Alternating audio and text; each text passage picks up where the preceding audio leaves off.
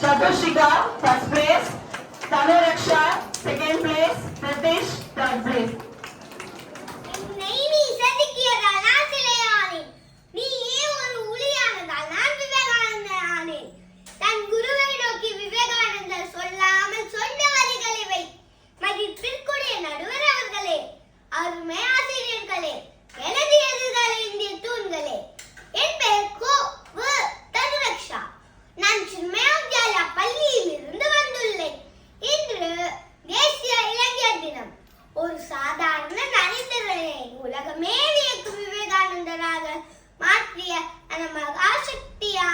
ஸ்ரீ ராமகிருஷ்ண பரமஹம்சரின் வாழ்விலிருந்து நாம் கற்க வேண்டிய வாழ்வியல் நெறிகளை பற்றி பேச வந்துள்ளேன்.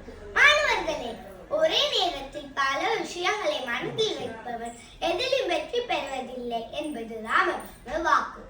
ஒரு முறை ஒரு மாணவன் மனம் அலைபாய்கிறதே, எப்படி படிப்பது என்று கேட்டபோது அவர் ஒரு மீனவனை சுற்றி காட்டினார். அந்த மீனவன் தன் தூண்டியில் மிதவையை கண்ணிமைக்காமல் பார்த்து கொண்டிருந்தான். அருகில் மேலத்தாளங்கள் முழங்கினாலும் அவன் காதுகளில் விழவில்லை. இந்த மீனவனில் ஒரு மித்த கவனம் உன்னுடன் இருந்தார். நீ எதை கத்தாலும் அதில் வெற்றி நிச்சயம் என்பார் ராமகிருஷ்ணர். விவேகானந்தரின் அபாரமான நினைவாற்றலுக்கு அடிப்படை அவரது குருநாதன் கற்றுத்தந்த இந்த கவனம் என்னும் கலைதான். எது உண்மையான கல்வி? புத்தகங்களை படித்து மதிப்பெண் பெறுவது மட்டுமே கல்வி அல்ல என்பது ராமகிருஷ்ணர் தன் வாழ்வின் மூலம் உணர்த்தினார். கல்வி என்பது ஒருவனின் நடத்தையை செதுக்க வேண்டும், இதயத்தில் ஈரத்தை உருவாக்க வேண்டும் என்பார். அதனால் விவேகானந்தர் பின்னால் ஏழையின் பசியாத கல்வி எதற்கு என்று முழங்கினார். ராமகிருஷ்ணர் தன் சீடர்களுக்கு ஒரு மந்திரத்தை சொன்னார். உயிருள்ள மனிதர்களை சிவபெருமானாக நினைத்து சேவை செய். ஒரு மாணவன் தனக்காகவே மட்டுமே வாழ்ந்தான் அவன் வெறும் மனிதன்.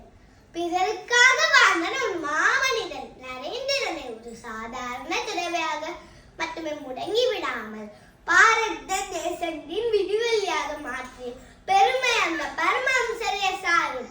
துணிச்சலே வெற்றியின் முதல் படி. இதுவே ராமகிருஷ்ணர் தன் சீடர்கள் கூட்டிய தன்னம்பிக்கை. இன்று நாம் நம் இலக்குகளில் அந்த மீனவனை போன்ற கவனத்தையும் அந்த விவேகானந்தர் போன்ற துணிச்சலையும் வளர்த்துக் கொள்வோம். எழுமின் விழுமின் குறிக்கோளை எட்டும் வரை நில்லாது உழைமின் நின்ற விவேகானந்தரின் முழக்கத்திற்கு பின்னால் இருந்த அந்த மகா குருவின் பாதங்களை வணங்கி விடை பெறுகிறேன். நன்றி, வணக்கம்.